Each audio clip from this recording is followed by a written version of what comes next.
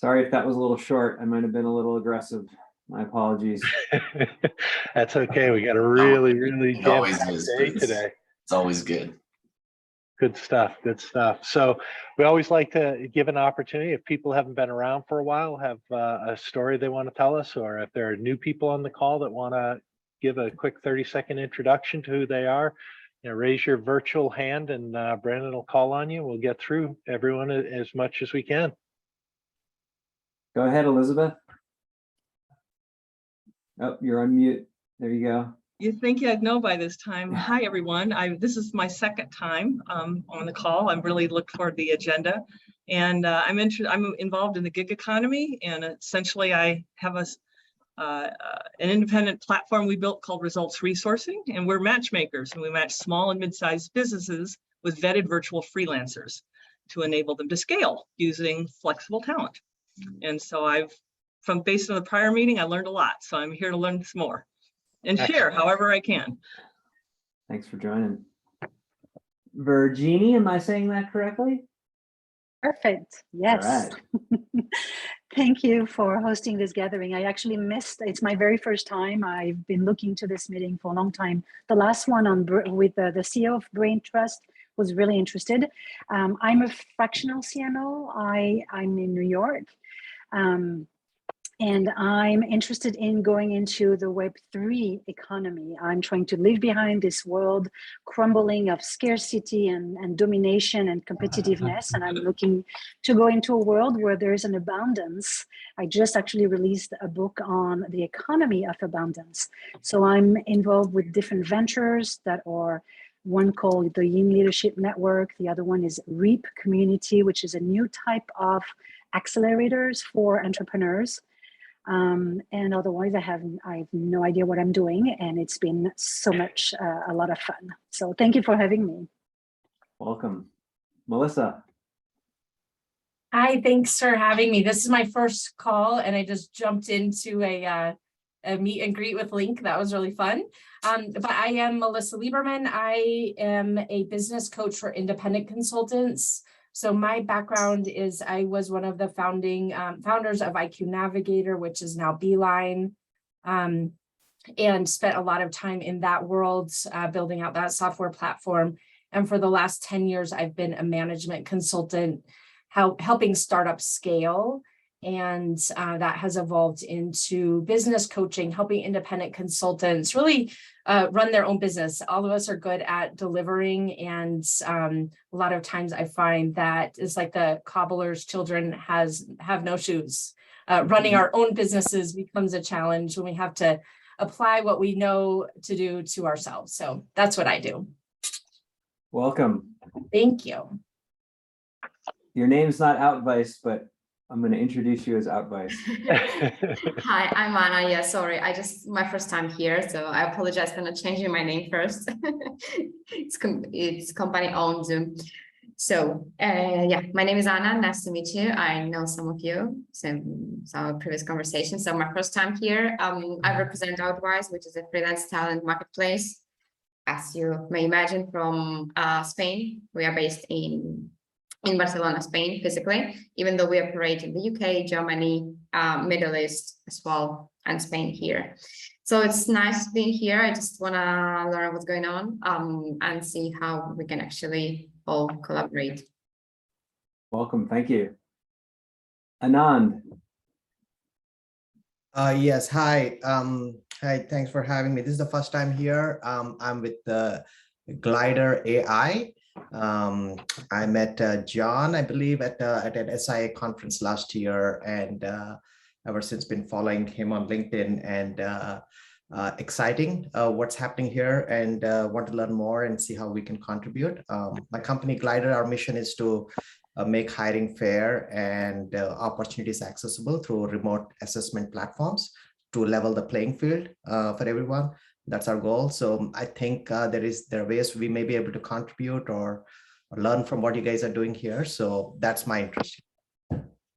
Welcome. Dean. 2,270 days ago, on June 14th, 2016, I cold called John Younger to ask him to help extol the value of freelance talent for for enterprise organizations, so they would adopt it. I'm just so happy to see all your faces here and continue holding the flag. And I'm not here much anymore, but I do now run a business built basically on the premise of what your platform or your enterprise or your organization, extols as valuable, which is power your business with freelance talent, agile talent, as it were, and it can work. So that's all. I'll come back in about 365 days and say the same thing. Keep up the good work.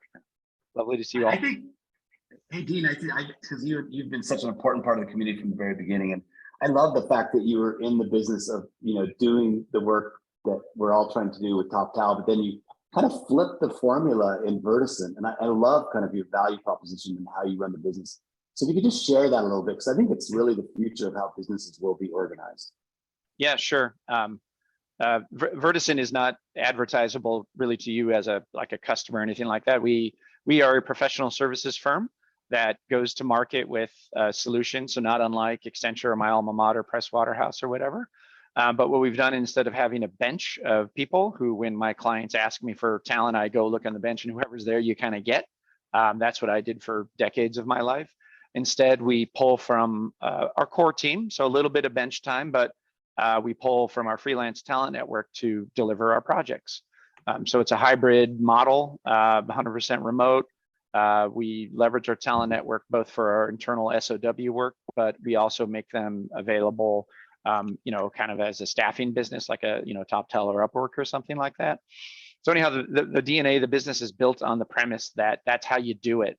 And so all the things about how do I find those people, how do I keep them engaged, all those problems that you have to deal with, we just built into the business. And so in theory, it runs more efficient, it's more global, opportunity is well distributed, at least from our point of view around the earth. And obviously, as we know, capability is distributed around the earth evenly. Opportunity is not. And so it seems to be working. Knock on wood. I just need to go sell some more stuff. But yeah, thanks, John. Yeah, thanks. Go ahead, Dan. Great. Well, nice to meet everyone. This is a first time here, so very appreciative for you welcoming me. So we're a matchmaker too. So Power Publish is a marketplace where we match large enterprise brands with journalists. So in 2 short years, we're up to 300 journalists, writers, editors, and we have 100+ brands. We focus primarily on technology and healthcare, but we are expanding that mostly with US-based corporations, but we are now getting into Europe and hope to be a global company someday. We expect to have 1,000 writers and journalists on our platform by early 2023. And our mission really, although we help brands and kind of an elite Upwork, I guess you would call us, we're flipping that, and really every day we work to give journalists economic freedom as they've been decimated, the last decade or so with lack of opportunity, and I think they found a home with Power Publish, and so we're very servant focused to those writers and journalists. So again, thank you all so much. All right, welcome, Dan. Allison. Yeah, just wanted to quickly introduce myself. This is my first call, but I've been working with Balaji, Bondili, and I'm with Deloitte, working internally on scaling contingent labor. It's great to be here with you all. Thank you for having me. Welcome. Fantastic. So it's great to have so many new faces, having some returning faces coming onto the call. So thanks everyone for being here today. We've got a really packed agenda with 3 great research topics that we're going to hit on. And so I'm going to just kind of take us right there right away. And so we're going to start out, we're going to have Ted Schadler, who's with Forrester Research. I've had the opportunity to work a lot with Forrester back when I was building out a supplier network and doing sourcing and vendor management with them, and was excited to see them covering this space. And then we're going to go to Steve King, who many of us have heard from along the way. Steve's at Emergent Research, and they do a lot of the work with MBO partners in particular, and have some fresh research that they're going to hit on. And then Matt Dowling is going to join us. Matt's the founder at Freelancer Club out of the UK, with maybe a different perspective than a lot of us have heard, hearing about unpaid work. And some feedback from 1,000 freelancers about their opinions on that. So I'm thrilled to have all three here. I'm also thrilled to have people like John Younger, who's covering this space, John Herder, who's out talking to people who are expanding in this space. So let's keep the network going, keep amplifying the message that's there. But let's start it out. Ted, we'll kind of turn the story over to you and hear Forrester's story as you guys are entering into this space. Great, and I have 7 minutes, so here we go. Lob stuff into the chat, and we can always follow up. I'm easily found out there in the world. So thanks so much for including me in this. I got to tell you, I'm a little nervous. I usually don't feel nervous on calls. I don't know why I am right now, but maybe because this is such a new area for Forrester and for me personally. Look, I put some slides up. We're not going to march through them in great detail, but I wanted to bring a little bit of background here. Forrester serves the Global 2000.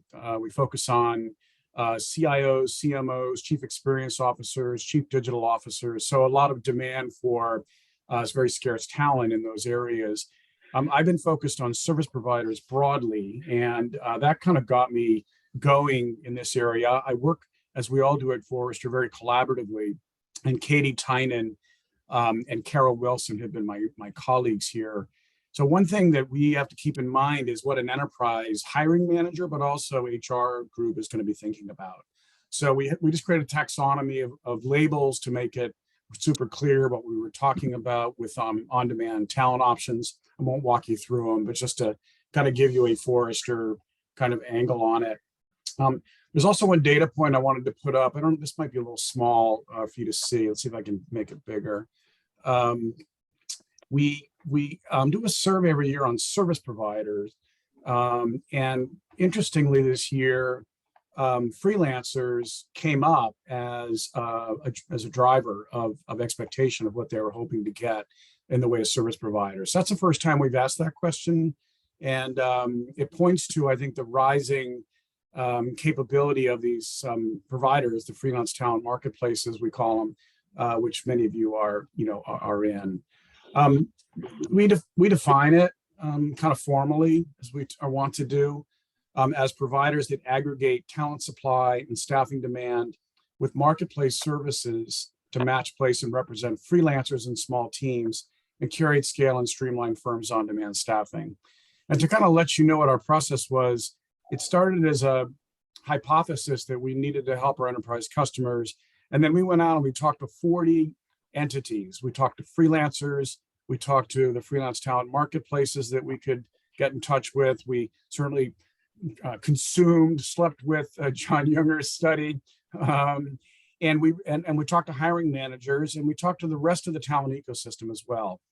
Staffing agencies, the software providers doing talent sourcing, talk to LinkedIn and folks like that as well. So just try to surround it, if you like, with a point of view. This is what we came up with. What we feel is happening out there amongst these platforms, these marketplaces, is this brokerage service. And we started to split it apart into services. I can send you these slides and some materials later if you ping me. But services to freelancers, and I really honor the message that we just heard a moment ago from Dan about wanting to create goodness for freelancers. And I'll just give you a quote here. There was a freelancer in Germany, very senior, very common, and the people we spoke to had left the full-time workforce, raised children, was getting back into it in a more part-time basis, and was enjoying it, but was also working really, really hard to make things happen and work. And she had a really interesting comment. She basically said, I hope we don't go too far this direction because it's really hard on freelancers. And it was just a kind of a painful moment for me to hear, and one that I think acknowledges that there are absolutely two sides to this story, and we need to keep the power in balance, and we need to keep the benefits in balance if we're a marketplace, if we're a broker. And so we start with services to freelancers. There are an evolving, and I think will be a very strongly, steadily evolving set of services to employers having to do with risk, having to do with cost management, having to do with placement, compliance, all kinds of things that enterprise, not so much hiring managers maybe, but HR cares a lot about.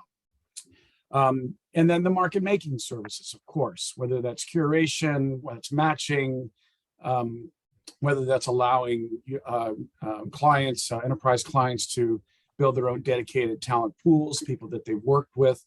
These are all really, really important, I think, characteristics. So just a couple more slides here. One is we really didn't publish this, but we thought about what this balance was like for a freelancer. And I think it's a point of view that is well worth keeping in mind, like a feeling of inclusion, like being part of a team, being invited to activities in which teams are operating, while at the same time not being viewed as employees for the purposes of compliance of labor, right? So there's a real tough balance that enterprises in every single different country, right? It varies by country so much. And so if you're operating in a single country, you can tune for that country, but as a marketplace, you're operating across many countries, it's a hairball. And the legal structures aren't in place yet to support it. So anyway, we don't have to walk through these. I've mentioned several of them already. On the risk side, there are definitely barriers, and I'll just be real explicit. Hiring managers like it, generally. HR and finance don't like it if they've got to deal with a lot of specialty sourcers. So that's going to be hard here. So just one more slide here. We try to get very specific in advice around a hiring manager, post openly or to private curated talent pools, how to protect from theft and fraud, and what concerns as you scale. And as you would expect in an enterprise, there's a lot of scale challenges that they face. So it might work in the small, but how would it work at the 30% level of contract labor today in many companies? It's just got a lot of moving parts to solve between now and then. So my role and our role in this will hopefully be to learn, to coach, to bring hopefully a rational, well-researched point of view. We don't have a horse in the race in that sense. So we try to be, as always, very objective and agnostic, but in service of the enterprise buyer that we serve, just to be, kind of specific there.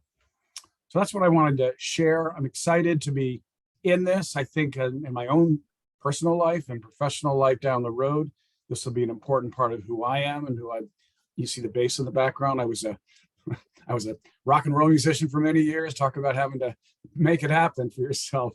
That was definitely our life. So that's great, Ted. Appreciate you being here, and just love the fact that, but by Forrester being here and you guys initiating the research, it's a clear indication that the enterprise customers that you guys serve are asking the questions. And I think that's been one of the points that we've really been pushing on is the need to figure out the pathway to help the enterprises adopt at a greater level. So, appreciate any of the guidance that you have along the way.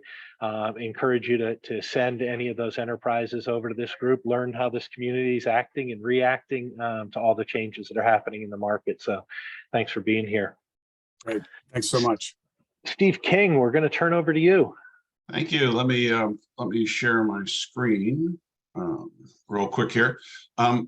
Ted, thank you for that. I really enjoyed it. We used the teeter-totter metaphor also, and I also really liked your point about really hard on freelancers, and that's often underestimated. And I'll say it now before Link jumps in, but that's one of the reasons I'm part of the advocacy group, because as part of the advocacy group, we're trying to figure out how to make it easier on freelancers. So thanks for that presentation. So I'm going to cover a contingent labor imperative study that we just finished up with a little while ago with MBO partners. If you're interested in it, you can just, I'll put the link later on, but you can just search on this. This was a survey and a study of HR managers and above from large organizations with more than 1,000 employees.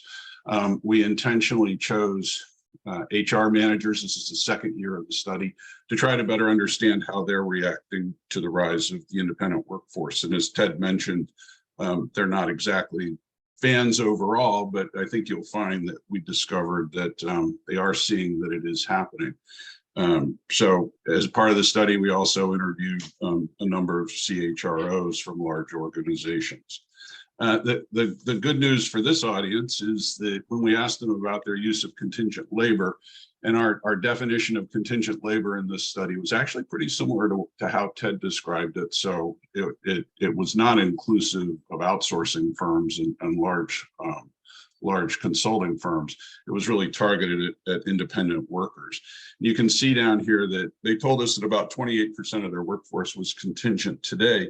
But what's interesting about it is that they pretty much most of them see it growing over time, growing about 18% to 33% of their workforce over the next 18 months, and then continuing up to 36% over the next 5 years. I wouldn't read too much into the specific numbers, particularly the increased numbers. When you ask people to project, nobody can project, and people that don't project for a living probably can project better than the people who do project for a living. But having said that, to me, it's more about their views that it is going to increase. And it does show that the HR world now recognizes that the contingent workforce is an important part of their businesses and that it is going to grow in the future. One of the things that really caught us by surprise, but the more we thought about it, we were less surprised, is they simply saw a very large increase in usage of freelance talent marketplaces. And we asked about two kinds in our study. We asked about the public freelance marketplaces, Upwork, Fiverr, the kind of marketplaces many of you have today. And we also asked about private freelance marketplaces, which are internal company branded marketplaces that allow hiring managers to access usually a curated list of freelancers that have made it into that marketplace. And in both cases, we've seen substantial growth in usage. Again, I'm a little hesitant about these numbers. As I said, this is the second year of this study, in the sense that HR managers probably are catching up to usage that's already taking place in their organizations, as opposed to, wow, a whole bunch more companies are using them before. Couple things have happened to drive this, of course, the pandemic and the shift to remote work, certainly. And then also just awareness is up quite a bit. We have more detail about that in the study. Awareness of marketplaces, both public and private, are also up quite a bit. And so again, the point that I think I take from this slide is we looked at this years ago, and most HR people weren't even aware that this stuff was going on, contingent work. And now they're clearly aware, it's clearly entered their thinking, and they're clearly thinking it's going to continue to grow in the future. And when we look at that, and I just did the public freelance marketplace usage growth rates here. Again, you can see substantial growth. 78% say it's going to grow over the next 18 months, and you get up to 88% over 5 years. And then also 48% of the companies that aren't using freelance marketplaces, the public ones, are planning on using it over the next several years. So they also anticipate substantial growth. I just put the public freelance chart up because if I put the private in here too, it'd be too crowded. But the private freelance marketplaces actually show slightly higher growth expectations than the public ones do, but both are growing very rapidly. Hey, Steve, Yeah. There's a question in the chat of whether or not that 28%, if you were breaking out the marketplace versus maybe the staffing agency, traditional contingent labor, were you separating that at all? No, we asked some questions about that, but honestly, the results were such that I don't think the HR folks have a good grip on that. We go into direct sourcing, and we go into in the study, and we go into some more data on the platforms. And one of the things that's very clear from that data is that platforms are definitely gaining share on other sources and gaining share at a fairly substantial rate. but it still appears to be very small. We also found that platform usage is becoming more intense. By that, I mean, the number of companies saying they're using it a lot. We use better words in the study, but using it more is substantial. And so we're definitely seeing a increase in direct sourcing usage and an increase in platform usage relative to other sources of talent. Interestingly enough, we just got some data back where we surveyed 6,000 Americans and 1,000 independent workers. And that data reflects that too. The shift to online sources in terms of how independent workers get work is quite pronounced. And we'll have that data coming out in another month or two. But it's both sides of the marketplace. The independent workers themselves, the companies themselves are telling us that it's really moving quite quickly in terms of the shift to online methods. Can I ask a quick question? And Sure, John. Hi, Steve. Steve, we've talked about this a few times in the last few weeks. I was wondering if you had a perspective on whether the private marketplaces are becoming more sophisticated in understanding their role as a community, providing service to freelancers, or whether they continue to operate kind of as digital talent warehouses, the phrase I've been using. What's your sense of that? And where's HR on it? Yeah, that comes more out of our interviews with these folks. And there's a recognition of the need to become more of a community and an attempt to start to do that. I think on average, relatively few have done that yet. But if you look at kind of the internal marketplace plans for the next 18 months and you talk to them about that, communities high on the list, and providing additional capabilities is high on the list, like education and cool. So forth. So my answer is not yet, but coming attractions very soon.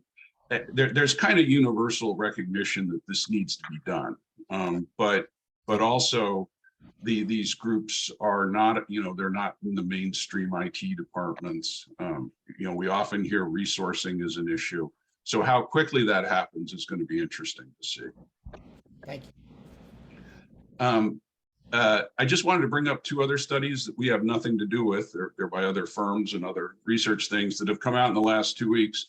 Upwork's Future Workforce Report actually covers a lot of the same ground that we did in this contingent labor imperative study, except they they surveyed hiring managers. So same kind of data, but from a different perspective. And they also included smaller businesses in their study, whereas ours was a large business study.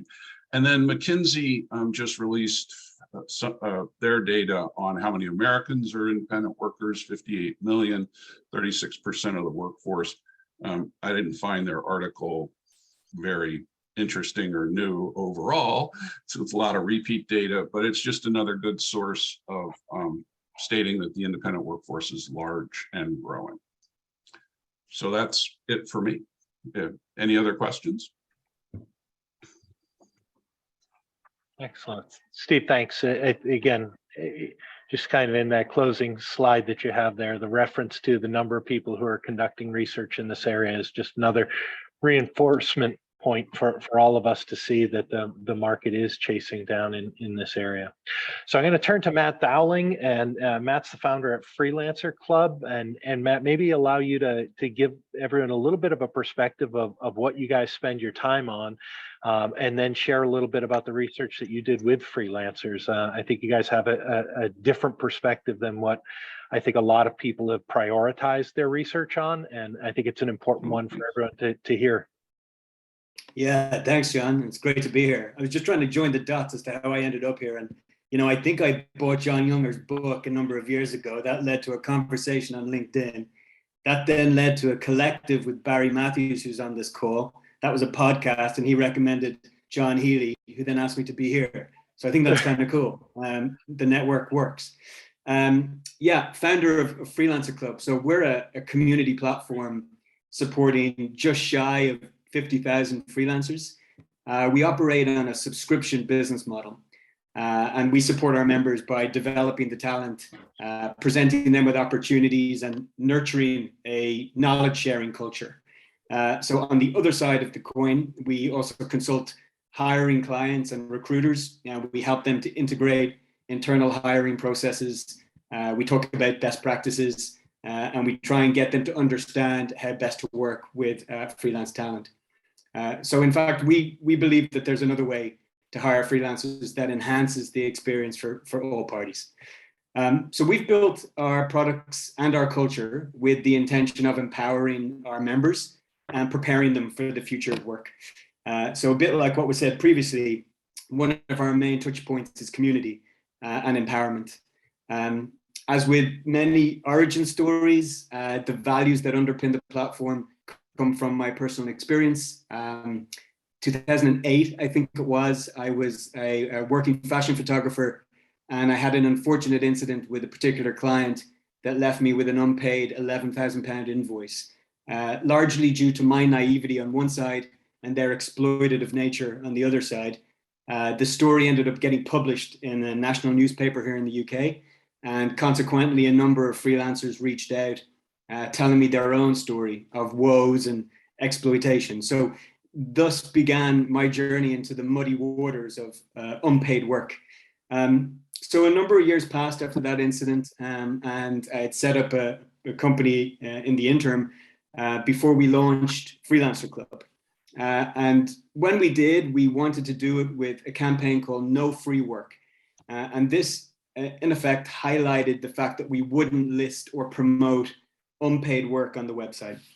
So we started by trying to define what unpaid work was, and it became clear pretty quickly that it was heavily misunderstood, that term, and that it was incredibly nuanced, particularly based on sector by sector. And what seemed to be a fairly simple concept, we were finding a lot of different variations. From memory, the definition we came up with was something along the lines of work that didn't receive direct remuneration, such as monetary payments, goods or services. But then we had to caveat that point with the distinction between unpaid work and work experience, voluntary work, even collaborative work. So it started to really unravel, and we realized that there was a lot to unpack with it. So we decided to put a survey out, and we spoke to over 1,000 very willing freelancers who had all experienced unpaid work at some point in their career over a 15-year span. And we asked them a series of questions. So let me see, can I share this with you? Incidentally, anybody interested, please do just reach out afterwards. We've got a ton of data on this stuff. So we can run through some of the stuff here, but I just want to touch on a couple of the more interesting takeaways. Some of the reasons around accepting unpaid work were quite interesting. We've probably all heard of exposure and experience. Another one was the promise of paid work in the future. So folks were doing work for nothing in the hope that something good would come of it afterwards. Prestige at 44% I thought was interesting. So prestige in this instance refers to, on the freelancer side, the desire to work with a company potentially to put onto their CV that they've always wanted to work for. And from a company side, leveraging that reputation and that brand to either put down pretty low value and low budget opportunities or ask people to work for nothing. And so the survey really started to open our eyes to certain impacts. And when we started asking the big question, which is, how did it impact your career? When you look back, do you think it benefited your freelance career? 51% said it had a negative impact, with nearly 30% saying it had a significantly negative impact. And I'll touch on what that means in real terms in a second. 22% said no benefit. So for our money, no benefit in that trade leans towards a negative experience. And then 27 said it was positive. A couple of the more interesting stats that also came out with it was this 7-year average experience of freelancers who accepted unpaid work. So we thought that this was really just something people did at the start of their career. But actually we had found from speaking to the freelancers that many of them well into their freelance career, as deep as 10 and 12 years, were still accepting unpaid work for different reasons. And then the other interesting figure is this £5,394 figure, which is what, about $6,500, which is the average amount that freelancers were losing each year, each freelancer, based on the amount of money left on the table due to unpaid work. So the real impact here that started to become fairly heartbreaking when we spoke to a lot of the candidates was an inability to pay bills and rent, and many having to close their companies, right through to feeling incredibly depressed and a complete loss of confidence when it came to negotiating or trying to land paid work. The other pattern that started to emerge was freelancers would get a reputation for being an individual who accepted unpaid work, and they were effectively passed around from client to client doing work for nothing, and that confidence continually taking a beating. So what we started to see, in addition to the impact of unpaid work, was a light started to get shone on the lack of diversity and inclusion, and what it really took to be able to work for free, and how the bank of mum and dad would often bankroll those individuals to facilitate that type of entry into freelancing, something that isn't possible for the vast majority of people. So we started to evolve our thinking and layer in a couple more aspects to the No Free Work campaign, and this is ethical hiring. And effectively, we are looking now at not only payment and fair payment, but diversity and inclusion from a freelancer's perspective. So we wanted to ask them what sort of impact these things were having. Again, there's quite a lot of data here and stuff that I can fire over to anybody who's interested afterwards, but just conscious of time as well. What we wanted to do off the back of this, and the main headlines was that both in terms of diversity and inclusion, and I'm sure I don't need to tell anybody on this call, but it's an issue that we feel is not talked about enough, and it's an issue that's not getting met head on. So we wanted to look at practical solutions. The first that we looked at on our platform, on the Freelancer Club platform, was integrating tech to try and start the conversation moving. So for example, on our freelancer directory, we have integrated something called an unbiased search filter. So you can look through a range of talent, as is fairly common, but by switching the unbiased filter on, we remove all profile images and names so that clients would be hiring based on quality of work rather than the color of the skin. We also built in a budget projector that helped clients, both companies and the general public, set a fair market rate for the freelancer. Now, the reality with both of these tools is they have a tendency to work to some degree, but they're really there just to start the conversation. So we're quite keen to have both sides start chatting about this in a little bit more detail. And the second phase for us was going out to universities and communities and sharing the findings from the two reports that we put together. Really just presenting what the impact has been based on the experience of others, and giving them frameworks to be able to make smarter decisions themselves. I think it would be very churlish to say that we are staunchly on one side of this conversation, having discovered so much nuance, particularly on a sector by sector basis. But what we do think is the way forward is to start having these conversations to make everyone aware that this is a highly complex and difficult topic to solve, and to try and arm both sides of the hiring process with the information to be able to generate a better experience. We're also pushing MPs to try and change legislation and get freelancers some more rights here in the UK, something that was successfully done in New York. And the last thing I'll say on it is just around the culture piece, which is something that I'm working on a little bit with John Younger, who's helping us in a group we're involved in. And the idea around, if having to work for free wasn't seen as a rite of passage, would it be possible to change the culture whereby freelancers valued themselves to a point where the power dynamic in a negotiation was a little bit more balanced? So that's something that, along with a behavioral scientist I'm working with, we're exploring at the moment. So I've been talking for a long time. That's it from my side, but thanks for the opportunity to share.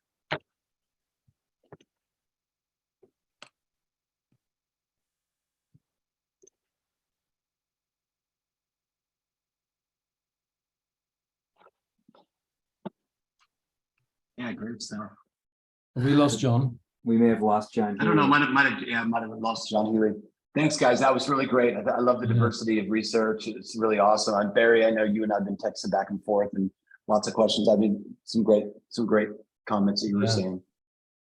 I love the unbiased filter. I think somebody said that in the chat as well. I've not seen that before. I think it's so clever. Really, really interesting. And the budget piece, Matt. And it's really, really good, great results. I had a question actually, not necessarily related to that, but you know, it's great to see so Forrester research and MBO research and Freelancer Club research. And it's great to see the increased use of and predicted increased use of talent marketplaces, which I think is something that we probably all recognize. And one of the things we're doing at Open Assembly is we're guiding organizations, we're doing change management, we're helping them with operating model, we're helping them with strategy, we're doing all of that type of stuff.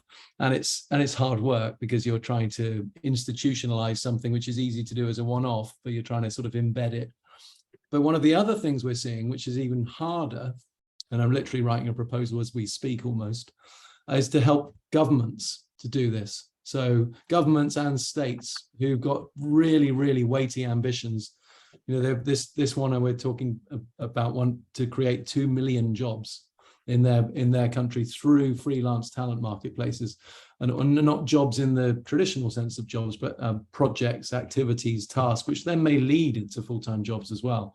And I wondered whether anyone in the research industry had seen that trend or seen that similar. I know we've seen destinations, Barbados is really famous for it, South Africa, some of the Caribbean islands trying to create, visa schemes to get freelancers to go over there and work and contribute to the economy. But we're now seeing almost the opposite. So countries that have beautiful landscapes and beautiful places to live, but don't have big industry, are now trying to use talent marketplaces and globally distributed digital platform work to promote work for their own people, and then train their people, put them onto global public marketplaces to drive demand. Anybody else seen anything in that space? We've done a lot of work looking at how freelancers evolve, and so you do actually have a fair amount of them that start part-time or occasionally using marketplaces to find stuff and then try to grow up doing that. It's actually very hard to get at the percentage of people that are actually doing it, because there's a lot of other factors that are weighing in. But clearly that's a fairly common group, especially with younger freelancers or younger people aspiring to be freelancers. And so that's clearly going on. We have some numbers about the percentages, but honestly, I don't think they're any good. And more work needs to be done in that area. We are excited about what's going on in the digital nomad space, which is a subspace that we've spent a lot of time looking at, and countries have definitely accepted this theory. Many countries and many cities. And there's a lot of proof on the ground, local proof on the ground in specific places where that's also happening and useful. Great, thank you. I would add two pieces to that, and Steve knows so much more than I do. One is, I'd look at ancient history, the 1950s in Australia, the Emeries and the Tavistock Institute, which were building large communities out of nothing except empty space. And there's a lot to be learned from that. Second, I think in Dubai, I think in the Saudi stuff, we're seeing big projects that involve a lot of freelancing. And what a great opportunity to put some of those folks together at a sovereign level. The other thing I would look at is Singapore. They've made HR one of their 3 strategic areas of focus. And I can connect you to some of those folks as well. So it's nothing direct, but there's a lot of indirect stuff that can come together and help. Yeah, I agree with you, John. The only thing I disagree with is saying that the decade I was born in is ancient history. Oh, Steve, I'm older than you, remember. I agree with that, Steve. I agree with that. No, that's really helpful. Thank you both. I'll definitely take you up on that, John. Thank you. I've got a slightly different question. So, Matt, we spoke a couple of weeks ago, didn't we, about this no free work movement, and particularly in the creative industries, it's a pretty common experience. I'd like to put that question sideways to Forrester, who are much more focused on tech and marketing and that kind of role. Is there a divide between creative and other professional services in the same way that there is in lots of other areas, such as pay rates, pay scales, and access to work and so on? Is it reflected in that area? I don't know that we have data on enterprise use of creatives. I will say that in doing this research and in my everyday work, I speak to a lot of agencies, and you think about a digital agency, they have 2 sides of their house as kind of pure plays, right? They have a creative side and they have a tech side. And so in talking to the chief people officers at some of the agencies, they have a different strategy for the creative side than they do for the tech side. On the tech side, they freelance to vet and hire. On the creative side, they use it as contingent labor to staff projects on demand. So one is a lot more stable than the other, I would say. And so the chief people officer is actually hearing these 2 different leaders tell their story, and they were actually surprised, I think, at the differences. This happened to 2 different agencies, by the way. It wasn't just one agency. That says to me that creative work is going to continue to be treated with less sort of permanence and stability and perhaps commitment than tech work is. And analytics work is even more so than tech work, by the way. That's even more in demand right now. I mean, one comment that I had about the no free work and connecting it to the government question that you had, Barry, in many ways, if you think about what governments do with grants, it in some way provide opportunities for people to learn, explore things as a role of the government so that they become commercial applications in the future. A freelancer trying to become independent is an unproven commercial application. That's where maybe there's a role of the government to actually help them become successful, learn with the government grants, and then they can be more successful. So there's a real role for a government to play in that no free work time, where they are looking for proof points, looking for success, looking for validation. Feels like there's a real role for government. Yeah, for sure. And we've seen that already, right, with the work that Freelancer.com was doing with Egypt and Saudi, offering a pot of money so that people could experiment with using Freelance.com and access those specific talent clouds without financial risk. They were offering $1,000 credit, I think it was, to use a pool of very specific freelancers in Egyptian freelancers who've been trained with Udacity in specific skills, and they did the same in Saudi as well. Great. Fun dialogue today. I want to just kind of come back to the point that I heard from Matt of the importance of being willing to start the conversation.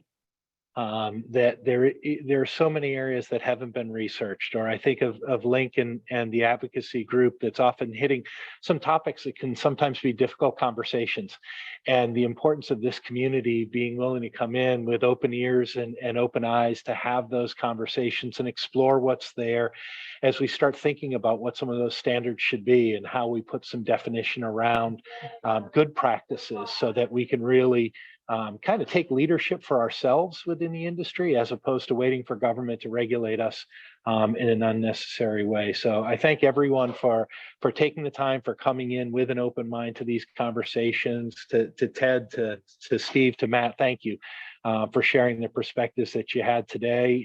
To everyone else on the call, I encourage you to kind of bring any of those thoughts or ideas, any of the research that you guys have, bring it into the conversation so that we can make it part of the dialogue. For all of those organizations who introduce themselves that are new, check our directory out at CTW. Make sure your organization's included.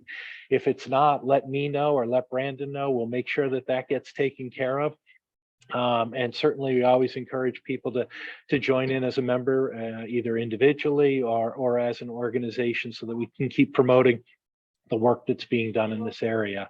And then I'll just close with a reference. I think Ashley put it in the chat about Freelance Business Month coming up, and the organization out of Europe that will be promoting that. We've got a lot of people in this community that are going to be speaking, and whether it's keynoting pieces or bringing in focus on diversity, equity, and inclusion, and where that's going to come into play. So I encourage everyone to lean into that set of activity. I see Brandon just posted it again. Reach out there, take a look. I know Alina is adding sponsors in as we go right now. So feel free to jump in there as well. But outside of that, just a big thanks to everyone for another great conversation within the community. So thank you all. Thanks, everyone. It was really great. Yes, Hey, fun, John, guys. Thanks, everybody. Yeah, thanks, guys. Great Take job. care. Thank you. Everyone. Thank you. Thank you. Thanks.